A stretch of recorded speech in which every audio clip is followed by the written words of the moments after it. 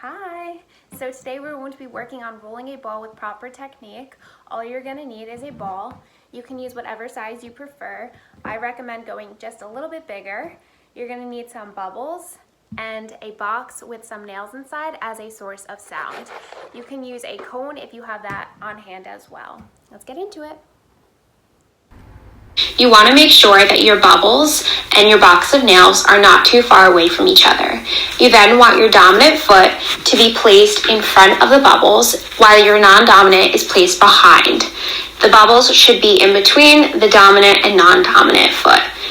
As you lunge down, the knee hits the bubbles. This is the signal to release the ball in this position.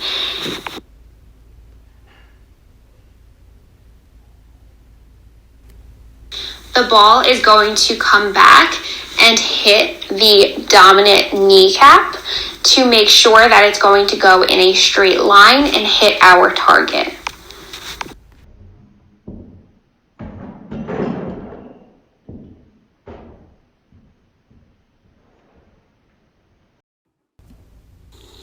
Making my target have sound has been very helpful because now, without even seeing if I hit the target or not, I know I did because of the sound that it made.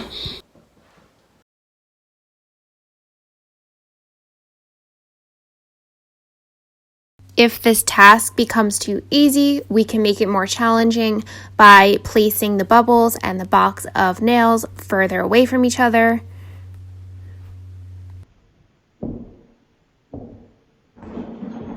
Since our target was very small, I recommended using a bigger ball for this activity. However, I'm using a small ball here because the task was too easy and I wanted to make it more difficult. There's so many ways to modify this activity.